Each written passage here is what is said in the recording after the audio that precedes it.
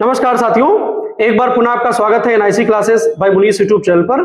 जैसा कि बहुविकल्पीय प्रवृत्ति की एक प्रश्नों की श्रृंखला हम लाते हैं आपके लिए, जो आगामी प्रतियोगी परीक्षाओं को ध्यान में रख करके बनाई गई है। उसको बनाने के पूर्व बहुत सारे आयोगों के पाठ्यक्रम को भी देखा जाता है और आप देख भी रहे होंगे सभी प्रतियोगी परीक्षाओं के लिए अति महत्वपूर्ण प्रश्न श्रृंखला आगामी यूपी लेखपाल, UP TET, UP triple SC, SSC GD, UPPSC और यूपीपी सहित तमाम ऐसी बहुप्रतीक्षित परीक्षाएं हैं जिनका हमें और आप सभी को बहुत बेसब्री से इंतजार है। और जहां जहां भी आपसे सामान्य दिन पूछा जाएगा वहां पर हमारी यह प्रश्नोत्तरी बहुत महत्वपूर्ण सिद्ध होने वाली है।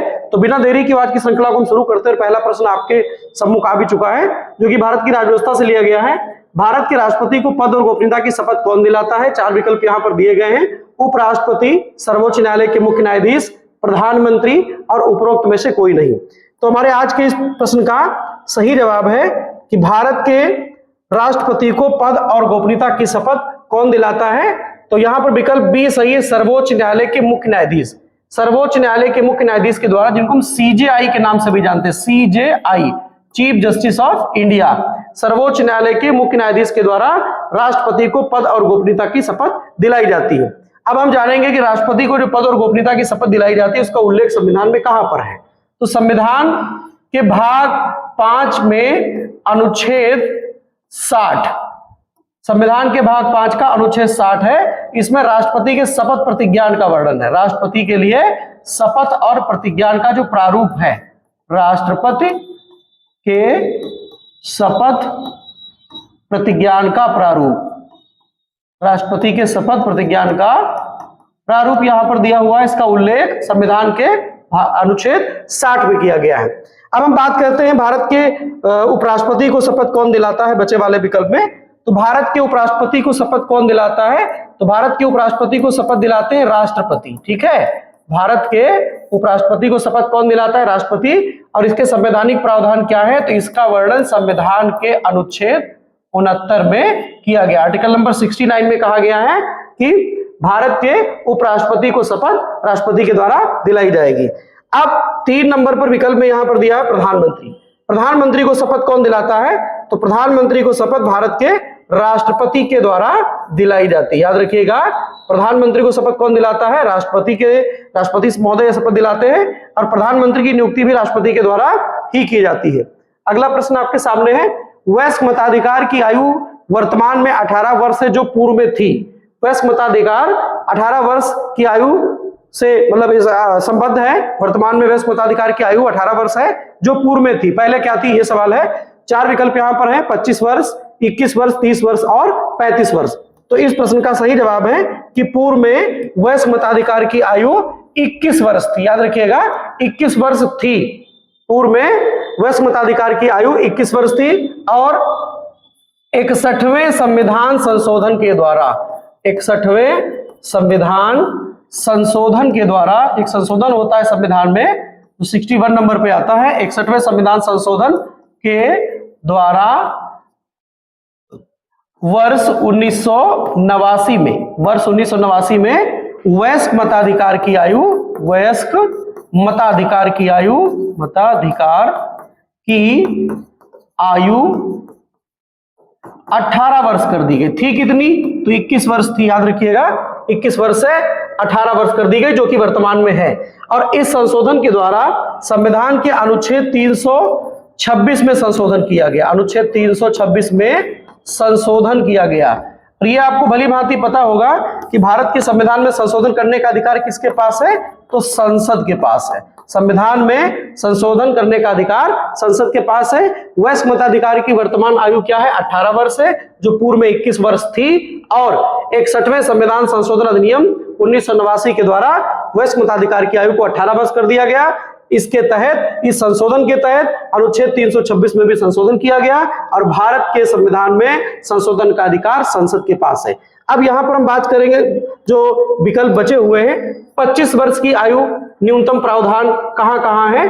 तो सदस्य लोकसभा, सदस्य लोकसभा, लोकसभा, सदस्य राज्यसभा, राज्यसभा नहीं, विधानसभा, विधानसभा, सदस्य विधानसभा, सदस्य लोकसभा, सदस्य केंद्रीय मंत्रिपरिषद, केंद्रीय मंत्रिपरिषद, मंत्री परिषद, राज्य मंत्री परिषद, राज्य मंत्री परिषद, और प्रधानमंत्री और राज्यों के मुख्यमंत्री के लिए न्यूनतम आयु का प्रावधान कितना है? तो 25 वर्ष। 25 वर्ष न्यूनतम आयु का प्रावधान है। सदस्य लोकसभा, सदस्य विधानसभा, केंद्रीय मंत्री परिषद में सदस्य, राज्य मंत्री परिषद में सदस्य, और प्रधानमंत्री और मुख्यमंत्री।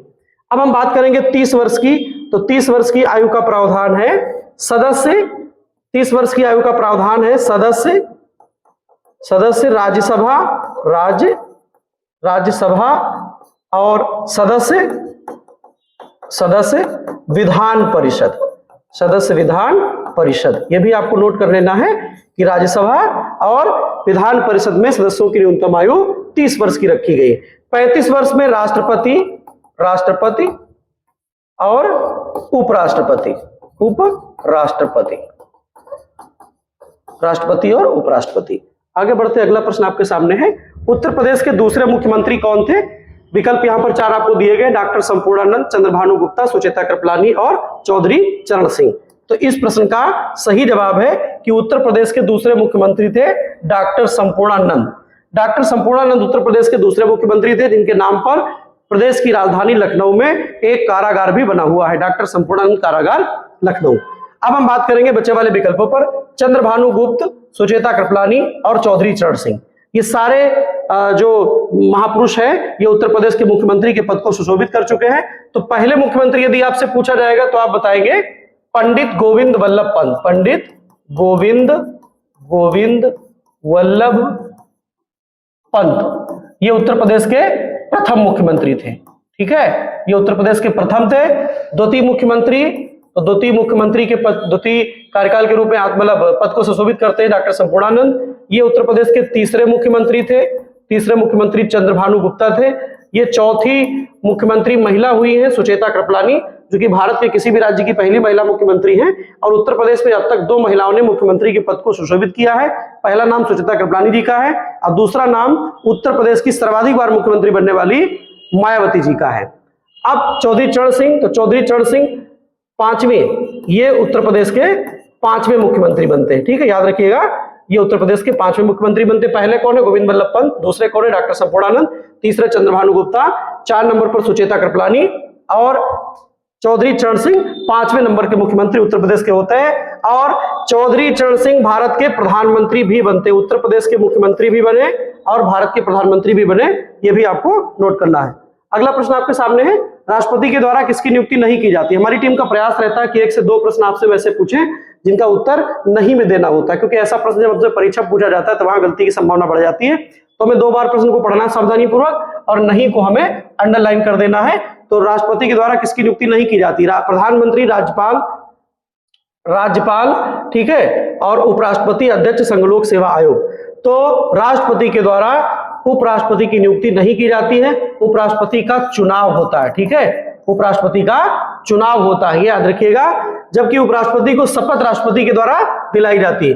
बाकी प्रधानमंत्री की नियुक्ति राष्ट्रपति के द्वारा की जाती है, राज्यों के राज्यपाल की नियुक्ति राष्ट्रपति के द्वारा की जाती है, अध्यक्ष संघ लोक सेवा आयोग तथा सदस्यों की नियुक्ति भी UPSC, union public service commission, ठीक है, UPSC, union public service commission के अध्यक्ष और सदस्यों की नियुक्ति भी राष्ट्रपति के द्वारा की जाती है। यूपीएससी का वर्णन संविधान के अनुच्छेद 315 में है, याद रखिएगा, अनुच्छेद 315 में है। यह एक संवैधानिक संस्था है।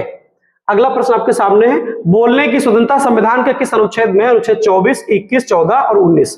तो इस प्रश्न का सही जवाब है कि वाक अभिव्यक्ति की आजादी कहां पर है संविधान में? तो अनुच्छेद 19 में बोलने की आजादी है, अपने विचार व्यक्त करने की आजादी है।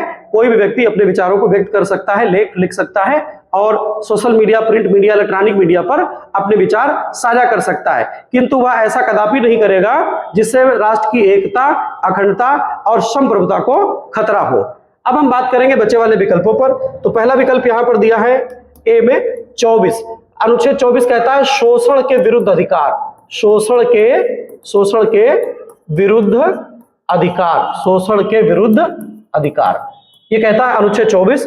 अनुच्छेद 21 कहता है प्राण और दैहिक स्वतंत्रता, अनुच्छेद 21 कहता है प्राण और दैहिक दैहिक स्वतंत्रता, प्राण और दैहिक स्वतंत्रता की बात अनुच्छेद 21 में की गई है। और अनुच्छेद यहां पर दिया हुआ है 14 में कहा गया है विधि के समक्ष समानता, विधि के समक्ष समानता, समानता।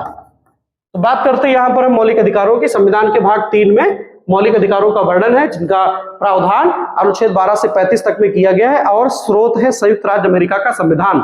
मौलिक अधिकारों की उपलब्धता के कारण भाग 3 को भारत के संविधान का मैग्ना कार्टा भी कहा जाता है, यह भी आपको नोट करना है। आगे बढ़ते हैं, अगला प्रश्न आपके सामने है, संविधान लागू होने के समय मौलिक अधिकार कितने थे? तो संविधान लागू होने के समय अर्थात 26 जनवरी 1950 को मौलिक अधिकारों की संख्या कितनी थी? 5, 6, 7 और 8। तो वर्तमान में परिप्रेक्ष्य में मौलिक अधिकारों में थोड़ी कमी भी हुई है, तो यहां पर पहले हम चर्चा करेंगे कौन सा विकल्प सही है।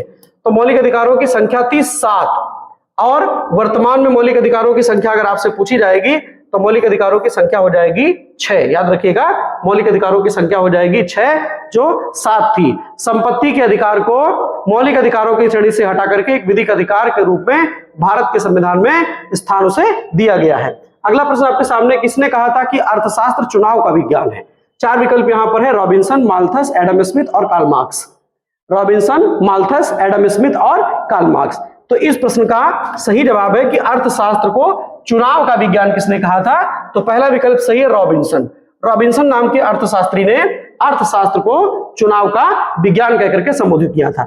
माल्थस क्यों प्रसिद्ध है? तो माल्थस से सवाल पूछा जाता है, इन्होंने जनसंख्या से संबंधित सिद्धांत दिए हैं, जनसंख्या वृद्धि और जनसंख्या का ह्रास कैसे होता है, इसके बारे में इनका सिद्धांत बहु प्रचलित है और पूर्व की परीक्षाओं में प्रश्न भी बन चुका है। एडम स्मिथ की सबसे प्रसिद्ध पुस्तक है wealth of Nations, wealth of nation. ठीक है, वेल्थ ऑफ जो नेशन है इनकी सबसे प्रसिद्ध कृति है और इन्होंने कहा है कि अर्थशास्त्र धन का विज्ञान है, अर्थशास्त्र धन का विज्ञान है। याद रखिएगा, अर्थशास्त्र को चुनाव का विज्ञान रॉबिन्सन ने कहा है, माल्थस ने जनसंख्या संबंधी सिद्धांत दिए हुए, एडम स्मिथ ने वेल्थ ऑफ नेशन नाम की पुस्तक लिखी है और धन का विज्ञान कहकर के अर्थशास्त्र को संबोधित किया। कार्ल मार्क्स की सबसे प्रसिद्ध पुस्तक है दास कैपिटल। ये बहुत बड़े समाजशास्त्री हुए, फिलोसोफर भी हैं, दास कैपिटल। ठीक है, दास कैपिटल के रचनाकार कौन है आपसे पूछा जाएगा तो कार्ल मार्क्स है। इन्होंने एक नारा दिया था कि दुनिया भर के मजदूरों एक हो जाओ। आगे बढ़ते हैं, अगला प्रश्न आपके सामने है, प्रमुख कपास उत्पादक राज्य कौन सा है? केरल, मध्य प्रदेश, महाराष्ट्र और हिमाचल प्रदेश। तो इस प्रश्न का सही जवाब है कि प्रमुख कपास उत्पादक राज्य विकल्प के अनुसार महाराष्ट्र है। कपास वहीं पर उगाया जाएगा जहां पर काली मिट्टी ज्यादा होगी। ठीक है, काली मिट्टी को कपासी मिट्टी भी कहा जाता है, काली मिट्टी को कपासी मिट्टी भी कहा जाता है और चरनोजम के नाम से भी जाना जाता है। तो जो महाराष्ट्र है वह कपास के उत्पादन में अग्रणी राज्य है। आगे बढ़ते हैं, अगला प्रश्न आपके सामने है, महात्मा गांधी ने कांग्रेस की कितनी बार अध्यक्षता की है? 5 बार, 2 बार, 3 बार और 1 बार। तो इस प्रश्न का सही जवाब है कि महात्मा गांधी ने कांग्रेस की केवल 1 बार अध्यक्षता की है। कब की है? तो वर्ष 1924 ईस्वी का अधिवेशन। ये महात्मा गांधी की अध्यक्षता में आयोजित हुआ था। कहां पर हुआ था? तो बेलगांव। ठीक है, बेलगांव। अब बेलगांव की स्थिति क्या है? तो बेलगांव इस समय कहां पर पड़ेगा? कर्नाटक में। ठीक है, कर्नाटक में बेलगांव है और महात्मा गांधी ने वर्ष 1924 के अधिवेशन की अध्यक्षता की। महात्मा गांधी ने केवल 1 बार भारतीय राष्ट्रीय कांग्रेस की अध्यक्षता की और भारतीय राष्ट्रीय कांग्रेस की स्थापना कब हुई थी? 28 दिसंबर 1885। ठीक है, याद रखिएगा, भारतीय राष्ट्रीय कांग्रेस की स्थापना कब हुई थी? तो 28 दिसंबर 1885 ईस्वी को इसकी स्थापना हुई थी। इसके पहले अध्यक्ष कौन थे? व्योमेश चंद्र बनर्जी थे और उस समय वायसराय भारत का कौन था? तो डफरिन था। याद रखिएगा, डफरिन वायसराय के शासनकाल में भारतीय राष्ट्रीय कांग्रेस की अध्यक्षता होती है। आगे बढ़ते हैं, अगला प्रश्न आपके सामने है, चौरी चौरा कांड किस जनपद में हुआ था? गोरखपुर, लखनऊ, मेरठ और वाराणसी। यह भारतीय आधुनिक इतिहास का एक बहुत महत्वपूर्ण घटनाक्रम है। पूर्व की परीक्षाओं में यहाँ से बहुत सारे प्रश्न पूछे गए हैं, तो बहुत ही महत्वपूर्ण घटना भी है। इसको एक राष्ट्रीय आंदोलन से भी जोड़ करके देखा जाता है, जन आंदोलन से भी जोड़ करके देखा जाता है। तो चौरी चौरा जो है वह एक पुलिस थाना है, आज भी है उत्तर प्रदेश में, गोरखपुर जनपद में पुलिस थाना है, उसका नाम है चौरी चौरा। यहां पर पहली घटना होती 4 फरवरी 1922 ईस्वी को, और दूसरी घटना होती है 5 फरवरी 1922 ईस्वी को। याद रखिएगा 5 फरवरी 1922 ईस्वी और उसके पूर्व 4 फरवरी 1922 ईस्वी। 4 फरवरी को क्रांतिकारियों पर पुलिस पार्टी ने हमला किया, उसमें बहुत सारे लोग घायल हुए, और 5 फरवरी 1922 को क्रांतिकारियों की भीड़ ने, उग्र भीड़ ने पुलिस थाने में आग लगा दी। पुलिस थाने में आग लगा दी, और इसमें यह वर्णित है कि 22 पुलिसकर्मी जिंदा जल गए। ठीक है, 22 पुलिसकर्मी मारे गए, 22 पुलिसकर्मी यहां पर मारे गए, और इससे आहत होकर के महात्मा गांधी ने अपना एक बहुत महत्वपूर्ण जन आंदोलन था, असहयोग आंदोलन। ठीक है, याद रखिएगा असहयोग आंदोलन। असहयोग आंदोलन किसके नेतृत्व में चला? तो महात्मा गांधी के नेतृत्व में चल रहा था, और 5 फरवरी की घटना से आहत होकर के महात्मा गांधी ने 12 फरवरी 1922 ईस्वी को असहयोग आंदोलन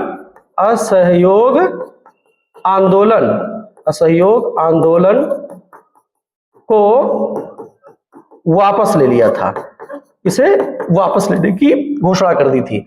आपसे भी पूछा जा सकता है कि महात्मा गांधी के द्वारा कौन सा ऐसा जन आंदोलन चलाया गया जो अपने अंतिम परिणाम तक नहीं पहुंचा। न तो उसे पूर्णतः सफल कहा जा सकता है, और न तो ही उसे असफल कहा जाता है, या चौरी चौरा कांड जो है या घटना है, इसके विरोध में या इसके हो जाने पर किस आंदोलन को स्थगित कर दिया गया। तो डेट यहां पर आपको नोट करनी है, 4 फरवरी 1922, 5 फरवरी 1922, और 5 फरवरी की घटना से आहत होकर के यहाँ पर बड़े पैमाने पर हिंसा होती है और 22 पुलिसकर्मी जिंदा जला दिए जाते हैं पुलिस थाने में। तो 12 फरवरी 1922 को महात्मा गांधी ने असहयोग आंदोलन को औपचारिक रूप से वापस लेने की घोषणा कर दी थी। अगला प्रश्न आपके सामने है, प्लासी का युद्ध कहां हुआ था? बिहार में, बंगाल में, गुजरात में और महाराष्ट्र में। 4 विकल्प यहां पर आपको दिए गए हैं। तो प्लासी का युद्ध कहां पर हुआ था? तो प्लासी का युद्ध हुआ था बंगाल में। इसकी तिथि थी 23 जून और 1757। ठीक है, 1757 ईस्वी में यह हुआ था। बंगाल का डिस्ट्रिक्ट है नदिया डिस्ट्रिक्ट है, और यहाँ पर पलाश के वृक्ष बहुत ज्यादा पाए जाते हैं, तो इसका नाम प्लासी पड़ गया। तो 23 जून 1757 ईस्वी को प्लासी का युद्ध होता है, जिसमें भारतीयों की पराजय होती है और अंग्रेजों की विजय होती है। भारतीयों का मनोबल कमजोर पड़ता है और ब्रिटिश ईस्ट इंडिया कंपनी का मनोबल कहीं न कहीं बढ़ता है। आगे बढ़ते हैं। अगला प्रश्न, पहली बार लिपि शब्द का प्रयोग किस ग्रंथ में हुआ है? 4 विकल्प यहां पर आपको दिए गए, अष्टाध्यायी, महाभारत, रामायण और राजत रंगिणी।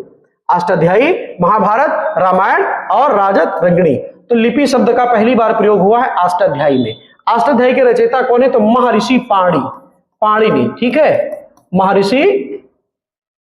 महर्षि जो पाणिनि हैं,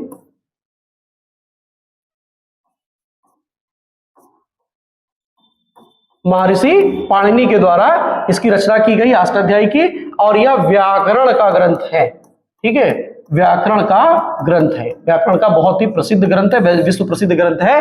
तो इसमें पहली बार लिपि शब्द का प्रयोग किया गया है। अब भारत की लिपि कौन, आपसे पूछा जाएगा, तो भारत की लिपि है देवनागरी। ठीक है, देवनागरी भारत की लिपि आपसे पूछी जाएगी तो आप बताएंगे देवनागरी लिपि है। लिपि शब्द का पहली बार प्रयोग कहां पर हुआ है?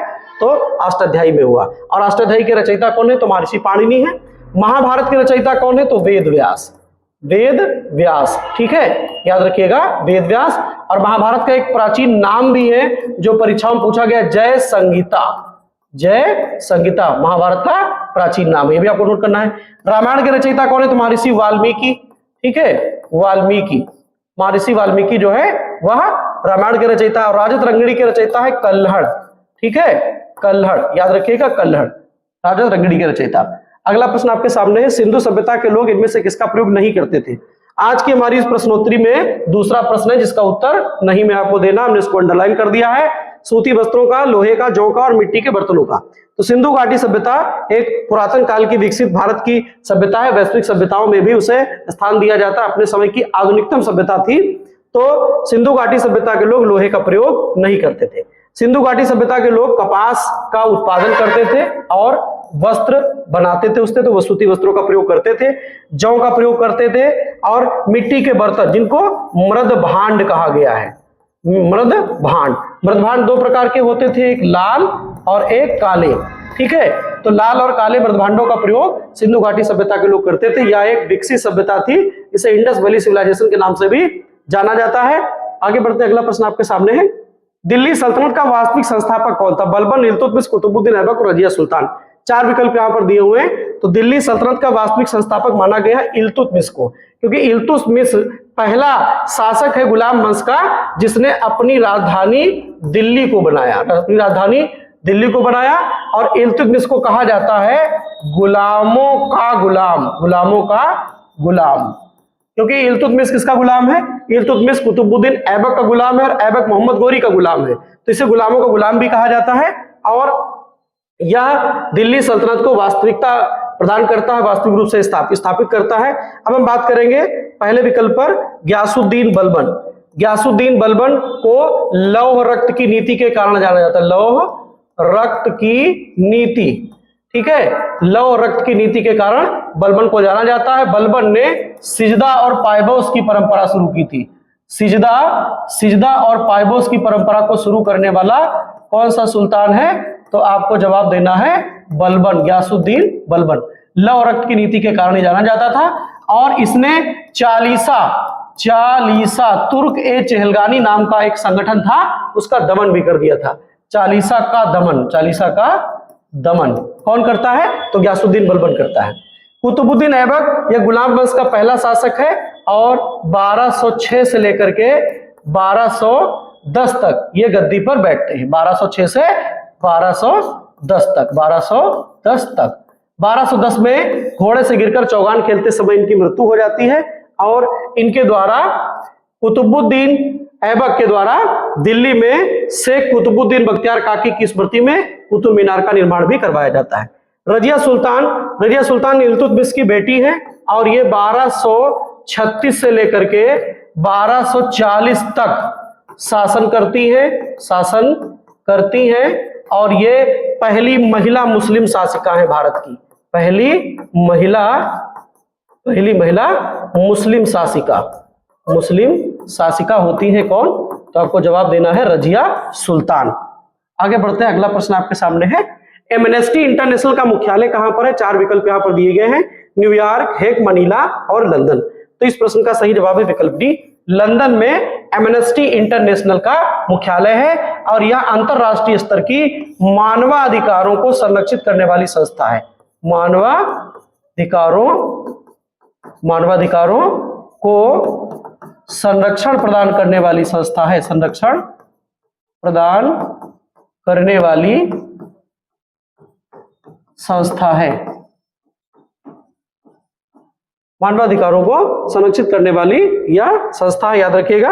अब हम बात करेंगे बचे वाले विकल्पों पर। तो पहला विकल्प है न्यूयॉर्क। न्यूयॉर्क में यूएनओ का हेडक्वार्टर है, यूएनओ संयुक्त राष्ट्र संघ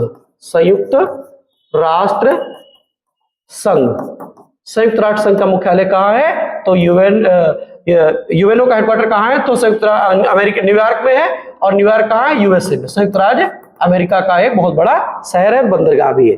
हेग ये कहां पर है? तो ये नीदरलैंड में है और इसे विश्व की न्यायिक राजधानी भी कहा जाता है, नीदरलैंड। यहां पर क्या है? तो यहां पर ICJ international court of justice, अंतरराष्ट्रीय न्यायालय का यहां पर मुख्यालय है। और मनीला कहां पर है? तो मनीला फिलीपींस की राजधानी है, फिलीपींस, ठीक है, दक्षिण पूर्व एशिया का एक देश है फिलीपींस, उसकी राजधानी है मनीला, ठीक है, याद करिएगा मनीला। मनीला में क्या ऐसा प्रसिद्ध है जो हम यहाँ पर चर्चा करें और परीक्षा में आने की संभावना बन जाए? तो मनीला में है अंतरराष्ट्रीय चावल शोध संस्थान। मनीला में क्या है? अंतरराष्ट्रीय चावल शोध संस्थान। अंतरराष्ट्रीय चावल शोध संस्थान का मुख्यालय कहाँ है? मनीला, फिलीपींस की राजधानी। विश्व बंधुत्व एवं क्षमा याचना दिवस कब मनाया जाता है? चार विकल्प यहां पर आपको दिए गए हैं। पहला विकल्प है 12 अगस्त, 14 सितंबर, 19 नवंबर और 7 अगस्त। तो विश्व बंधुत्व एवं क्षमा याचना दिवस मनाया जाता है प्रत्येक वर्ष 14 सितंबर को। 14 सितंबर को राष्ट्रीय हिंदी दिवस भी मनाया जाता है, राष्ट्रीय हिंदी दिवस भी मनाया जाता है 14 सितंबर को, क्योंकि 14 सितंबर 1949 को संविधान सभा में हिंदी को भारत की राजभाषा के रूप में स्वीकृति प्रदान की गई थी। अब हम बात करते हैं बचे वाले विकल्पों पर। तो अगर हमारा जो पहला विकल्प है 12 अगस्त, 12 अगस्त को मनाया जाता है विश्व युवा दिवस, विश्व युवा दिवस। और क्या मनाया जाता है, तो विश्व हाथी संरक्षण दिवस, विश्व हाथी संरक्षण दिवस, संरक्षण दिवस। अब हम बात करते हैं 19 नवंबर की, तो 19 नवंबर को मनाया जाता है विश्व शौचालय दिवस, विश्व शौचालय दिवस, शौचालय दिवस। अब हम बात करते हैं 7 अगस्त की, तो 7 अगस्त को मनाया जाता है राष्ट्रीय हथकरघा दिवस, राष्ट्रीय हथकरघा दिवस, हथकरघा दिवस। और मनाया जाता है 7 अगस्त को राष्ट्रीय, माननीय प्रधानमंत्री जी के द्वारा यह दिवस औपचारिक रूप से शुरू किया गया था, राष्ट्रीय भाला फेंक दिवस, भाला फेंक दिवस। क्योंकि भारत के नीरज चोपड़ा के द्वारा ओलंपिक में अच्छा प्रदर्शन करने के कारण माननीय प्रधानमंत्री जी ने 7 अगस्त को राष्ट्रीय भाला फेंक दिवस के रूप में घोषित किया है। भारतीय सेना की मध्य कमान का मुख्यालय कहां पर है, दिल्ली, उधमपुर, कोलकाता और शिमला। भारतीय सेना की जो मध्य कमान है उसका मुख्यालय कहां पर है, थोड़ी सी इसमें त्रुटि है। भारतीय सेना की जो मध्य कमान है उसका मुख्यालय कहां है, तो अब यहां पर विकल्प आपको बिल्कुल सही दिए गए हैं। अब 4 विकल्पों में आपको बताना है कि मध्य कमान का हेडक्वार्टर कहां पर है, तो भारतीय सेना के मध्य कमान का मुख्यालय लखनऊ में है, याद रखिएगा लखनऊ में है। आगे बढ़ते हैं, अगला प्रश्न आपके सामने है, कुडनकुलम परमाणु ऊर्जा केंद्र कहां है, किस राज्य में है, तमिलनाडु, गुजरात, कर्नाटक और उत्तर प्रदेश। तो कुडनकुलम नाम का जो ऊर्जा संयंत्र है वह तमिलनाडु राज्य में है, उत्तर प्रदेश का एकमात्र है नरोरा, याद रखिएगा, और कर्नाटक में है कैगा। ठीक है, कर्नाटक में कौन सा है, कैगा। आगे बढ़ते, अगला प्रश्न आपके सामने है, भारत का मैकियावेली किसे कहा जाता है, सरदार पटेल को, दयानंद सरस्वती को, कालिदास को और कौटिल्य को। तो भारत का मैकियावेली कहा जाता है भारत का जो मैकियावेली कहा जाता है वो कौटिल्य को कहा जाता है। और कौटिल्य के नाम है यहाँ पर, एक कौटिल्य का नाम है विष्णुगुप्त। ठीक है, एक कौटिल्य का नाम है विष्णुगुप्त और एक नाम है इनका चाणक्य, एक नाम इनका है चाणक्य और एक नाम इनका है अजय और एक नाम इनका है अंशुल और एक नाम इनका है कौटिल्य, जैसा कि प्रश्न में आपसे पूछा गया है। इनको भारत का मैकियावेली कहा जाता है और मैकियावेली का सबसे प्रसिद्ध ग्रंथ है द प्रिंस। ठीक है, याद रखिएगा द प्रिंस के लेखक कौन है, मैकियावेली। अब हम बचे वाले विकल्पों पर बात करेंगे।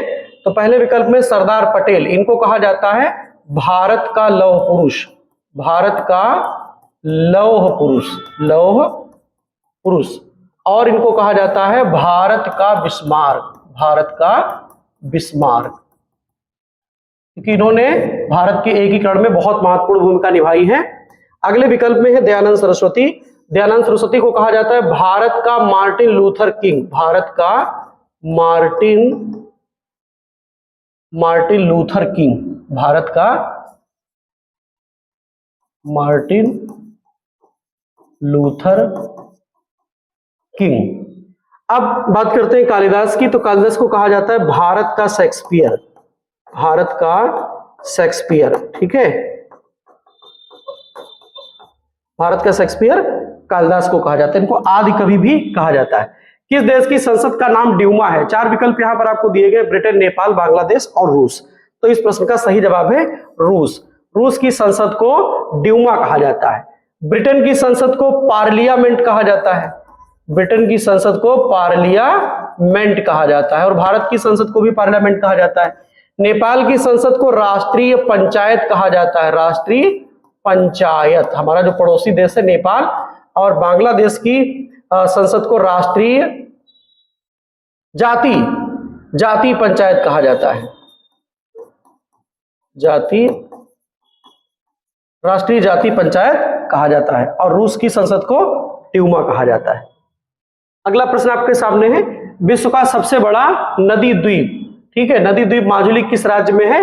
केरलम, तमिलनाडु, असम को असोम लिखेंगे यहाँ पर, और कर्नाटक। तो इस प्रश्न का सही जवाब है असोम। यह भारत सहित विश्व का सबसे बड़ा नदी द्वीप है और नदी कौन सी है? तो ब्रह्मपुत्र। ठीक है, ब्रह्मपुत्र नदी पर यह द्वीप बना हुआ है, जो कि प्राकृतिक द्वीप है, और इसको यूनेस्को ने अपनी विश्व विरासत सूची में शामिल भी कर रखा है। तो आज की श्रृंखला कैसी लगी आप हमें कमेंट के माध्यम से जरूर बताइएगा। आप सभी को सुझाव में मिलते रहें। धन्यवाद।